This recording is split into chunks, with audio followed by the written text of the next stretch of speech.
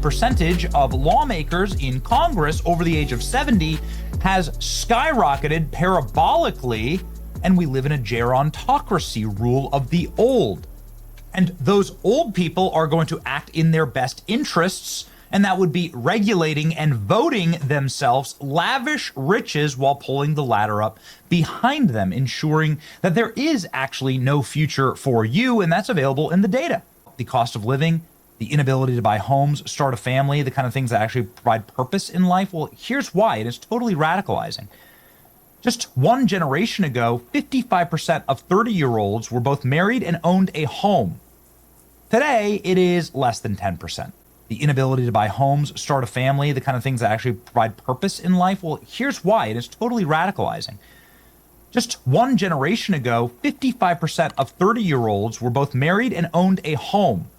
No, that's Today, a good percent. it is less than 10%. Less than 10%. Married and own a home by 30. Jeez. What that means is that we are robbing an entire generation of the American. That is a lot of freaking people that do not have homes and are not married, man. That is insane. I did not realize it was that bad until Benny just pulled this up. Dream. And this is infuriating to that generation. They're going to grow up in rent serfdom, servitude to financial institutions, owning zero equity, owning nothing. They'll be happy, but they won't actually be happy because they've missed the peak window of fertility. The average home buyer is 40 years old at this point. Wow. How do you even start a family, a legacy, generational wealth at that age? You don't, in fact. You'll be replaced. You can see here the percentage number of workers, foreign-born, that are taking white-collar jobs in the U.S. by year. 20 million? It's at nearly 20 million. That's insane. 20 million working jobs there? Less than one. Back when and the greatest generation was coming home from World War II. And now look at what our leaders have done. Wow. They've robbed us of the American dreams, and now they're making us pay for it. You see here, these are the number of loans that go to lock Americans out of homes in favor of criminal aliens and H-1B visa holders. Oh yes, you're exactly right. The federal government paid for this for your displacement. And now guys like Ben Shapiro want you to be thankful for it. Wow. That's right. Ben Shapiro going viral again for all the wrong reasons, summing up why his brand of conservative is dying fast and why the populist left will steamroll any Republican parroting these views. If you're a young person and you can't afford to live here, then maybe you should move. Wow. He says to native New Yorkers. Let's listen to the comments here. Person and you can't afford to live here, then maybe you should not live here. I mean, that is a real thing. Yeah, I know that we've now grown up in a society that says that you deserve to live where you grew up, but the reality is that the history of America is almost literally the opposite of that. The history of America is you go to a place where there is opportunity. And if the opportunities are limited here and they're not changing, then you really should. So is that why 20 million foreigners went to the USA? Because there wasn't opportunities in their country? Is that why? Try to think about other places where you have better opportunities. What an insane thing to say. Yeah. What an utterly disqualifying thing to say. Being a citizen of a nation that your grandfather, great-grandfather, traveled here, voyaged here to build, fight for, die for, in most cases, entitles you to grow up and to live in the same place where your grandparents' graves are. Yep.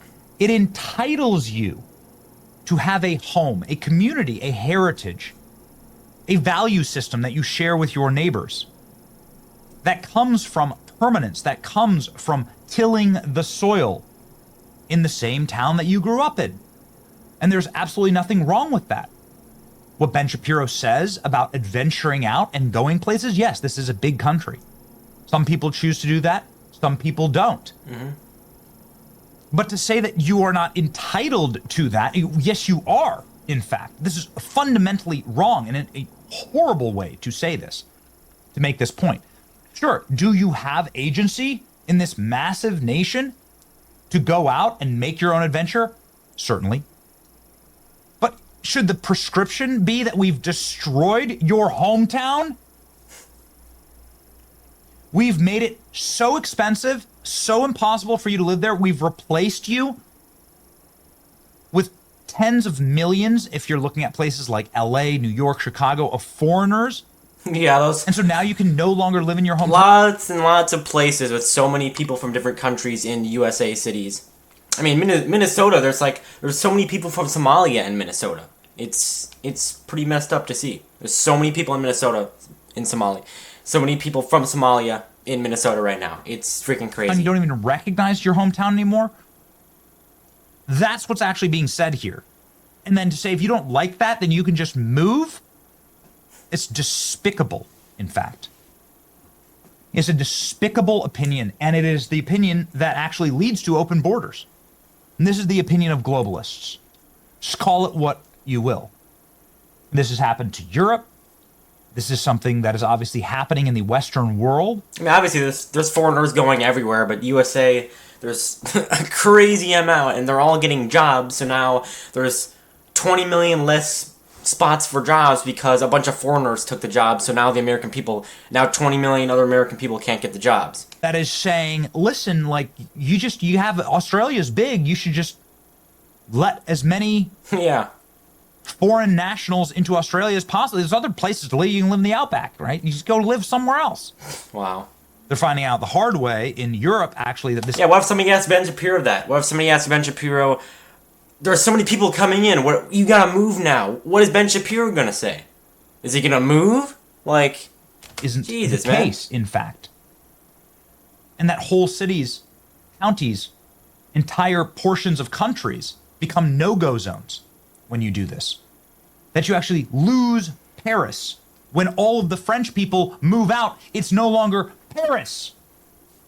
Do you understand? yes, Benny is That when mad, all the man. English people Benny is freaking mad. move out of London, and it's just people practicing Sharia law from Pakistan, That is so true. Dude, in Minnesota, there were videos of these people from Somalia or whatever, and they're playing their loud music from their countries, and it's so loud, the whole freaking city and town can hear it. It's just like, okay, you think you want to lower it down or go do it somewhere else? Like, no holy crap. longer London.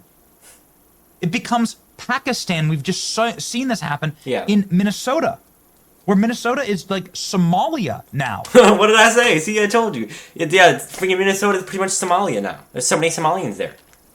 It's no longer Minnesota. Yeah. They don't even speak English. So what is that? It's treating America like an economic zone. It's reducing the American experience to you are simply an economic unit. You don't have a culture. You don't have a shared heritage. Your grandparents died in vain for this nation. They weren't preserving anything. They weren't preserving Christendom or Western civilization. They weren't preserving our founding documents. So yeah, this is the end of this video, guys.